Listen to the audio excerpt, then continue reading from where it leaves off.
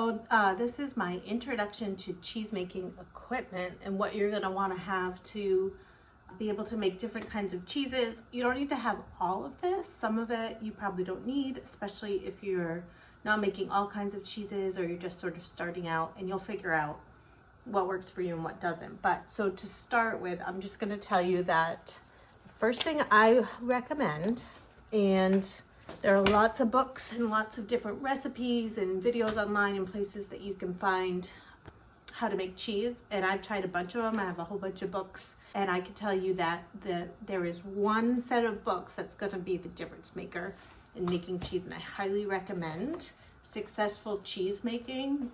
It's Meryl Winstein, and it's a 2-volume book. These books, I just love them because they have real, exact, in-depth recipes, and they really tell you how to make cheese so that it doesn't all taste the same. Like if you use these other books, you'll follow the recipe fine, but it's all going to taste the same. Like Gouda and Havarti and cheddar, like cheddar might taste a little different, but you're not going to go, this is a Gouda. Like it just isn't the same. These will really show you exactly how to make the cheese that you're trying to make.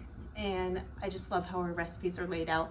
They're a little more expensive than a regular book, but I think rather than buying 10 different books, if you buy these, that's all you really need to be able to make cheese. That's the first thing. I'm gonna go through and show you a couple of things that as I show them to you, I'm gonna put them in the pot because I'm gonna sterilize them. Because today I'm making brie, and first step to anything that you do is sterilize. You want to be clean. The first thing that I have here, you can see I have 2 pots of water boiling. I have a large pot and a smaller pot, and these are double boilers. They're stainless steel. You have to have 2. You want to have one that fits into the other, and I'm going to show you that in future videos about how you use the 2 pots together. But 2 pots, double boiler, stainless steel. I have sitting on top of one, I have this stainless steel strainer. I like to have this, and I just put it right on top of the boiling water because then it sanitizes it, and I put inside it all the little stuff. Like for example, I have these glasses. These are just like regular glasses. I'm going to use these for my pH meters. I have measuring cups. I have these little guys here, which you're going to want. These are like the little mini teaspoons, like 1/64 a teaspoon, 1/8, 1/16. You're gonna want these. And then I also put a cheesecloth in here to sanitize instead of putting it in the water and it gets all wet. Just sanitize it through the hot air, but it doesn't get all sort of wet. And then in this pot right now, I have my thermometer. Sorry, I have a cat that's got on the counter. Let me wash my hands real quick after that. I'm touching all my stuff.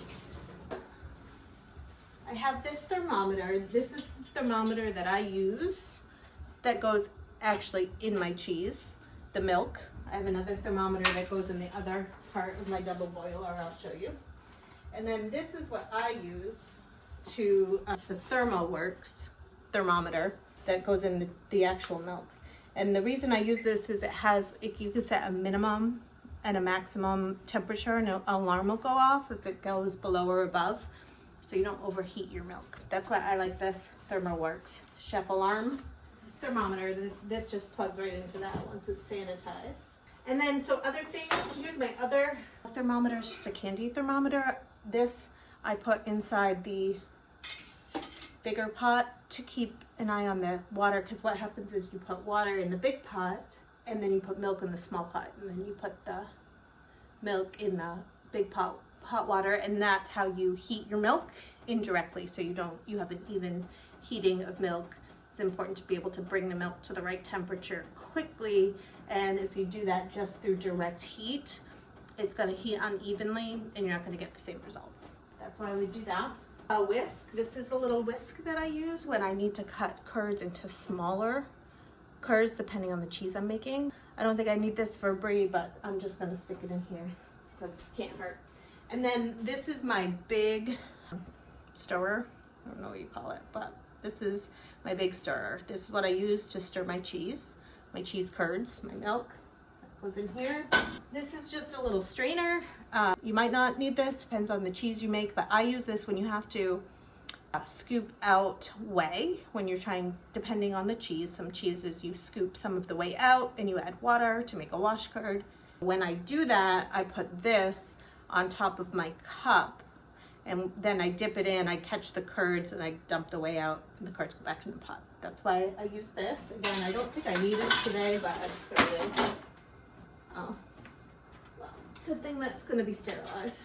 And then this here, this is also a stirrer that I just bent. This is for cutting curds. When you are cutting your curds, you're gonna start by cutting them with a knife, but then this you go in and you can cut them horizontally. So the knife for vertical, this for horizontal. Here's my knife that I use to cut the curds, just a long kitchen knife. You don't need a special curd cutter. And then that's, well, actually this is just a mat, like a bamboo mat that I use for draining cheese. This I'm going to put into my basket here on top to sterilize. And that's really it for the stuff that's going to go into the water to sanitize. I just want to cover stuff up like that. Cover in there. I'll get that in a minute. And I'm just going to cover this up.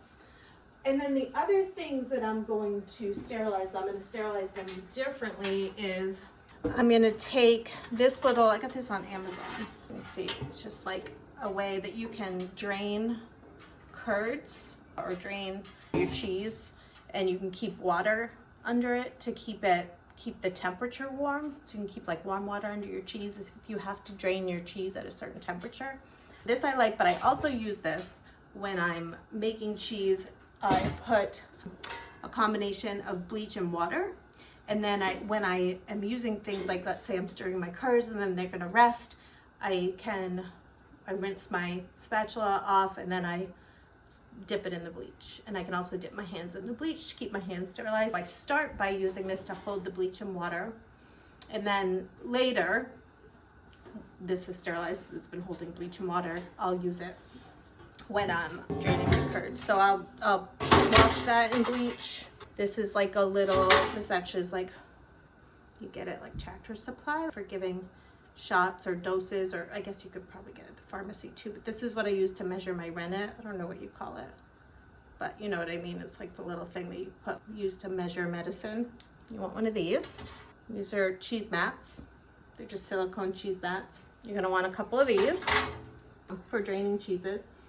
And that's it for what I'm sterilizing. Other than today, I'm sterilizing my brie mold. This is a large brie mold. I got this probably on Amazon, I'm thinking. Or no, maybe New England Cheese Supply. I probably got this from New England Cheese Supply. That's where I get most of my molds. So that's a brie mold. I'm gonna sterilize that. And then these are just, I'm just gonna show you some other things that you may or may not want. A pH meter, you're probably gonna want. They're a little more expensive than some of this other equipment. Like they'll probably run you about $100. You don't need it. You can make cheese without a pH meter, but it makes a big difference. And in the beginning, you really want it so you actually can be sure you're sort of hitting your targets of what the pH should be in your cheese. When you make cheese, it's all about the acidity. And if you don't have the acidity right, the cheese isn't going to taste right. So I would recommend you get one. I got this one on Amazon. Let me just show it to you here.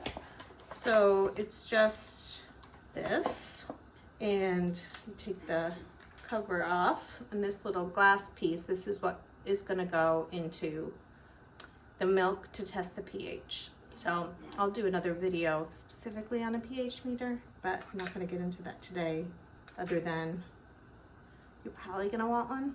Make sure you get one that's for food pH meter, not like there's soil ones, stuff like that. You don't want that. And then this is something else that I use. This measures the saline. So when you're making a brine, you want to make sure you have the right saline percent. You want to have 18% or 22, depends. I think some are different percents. I can't remember what the recipe I'm using today is. I'll have to look. But certain cheeses, actually what I'm using today doesn't take a brine. Certain cheeses you're going to add salt through putting them in a brine. And when you do that, you want to have the right mix of salt to water. It's really important. A key for aging cheeses is making sure that they taste good. And this helps you measure what the percent is. So this one is just a water tester, digital salinity test. You can get this, people use it for like hydroponics, fish tanks, stuff like that too, but I use it to measure my brine. There's that. A couple other things. These are gloves. These, if you're making mozzarella, you're gonna want like these heavy duty gloves because you have to, when you stretch mozzarella, it gets really hot. So you're gonna want those. And then there's just all different kinds of molds. So you have, like this is just sort of a standard mold that I use most of this, like 95% of the time when I'm making cheese, I use this if it's a hard pressed cheese. It just has these little holes in it. It has a little follower that sits on top and the press presses it and presses the whey out. So this is just sort of a standard cheese mold. There are other kinds too. I have all these little ones. I use these, and again, I got these all on New England Cheese Supply, I think. But I use these when I'm making sometimes like a goat cheese. So it's kind of can make like a shape, a log of goat cheese. So that's what I use these little ones for. I have these cute little ones I got on Amazon. These are when I'm making like a mini blue cheese. These are what I use. Again, the little follower sits on top. You don't need those, but I just thought they were cute. This one is one that you make sometimes when you're making a cheese. Like I've used this one for brie before. If it's a real soft cheese and so you don't want it to just fall out the bottom, it's a good way to drain a cheese. But I also have used it for goat cheese to make just like a circle shape.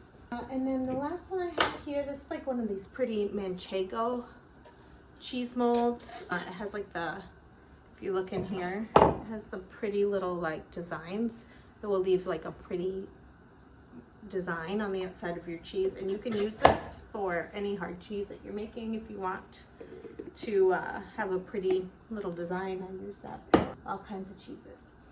So that's pretty much what you're going to want to have for cheese equipment. I make all my cheeses with basically everything here, and then just like these are just random plastic bins that I use for draining cheese or aging cheese. So I'm going to sanitize these as well. I got those on Amazon. There's other things that you may use, like obviously you need a cheesecloth. You need, if you're making a brie or blue, there's certain papers that you buy for aging, and those I get from New England Cheese Supply. Cheesecloth I get from New England Cheese Supply as well. So hopefully that answers what you need when you're making cheese, what you need to get started, and comment if that was helpful. Let me know if you have any questions. And I'm going to move forward today with making my brie. So my next video is going to be making a brie if you want to follow along.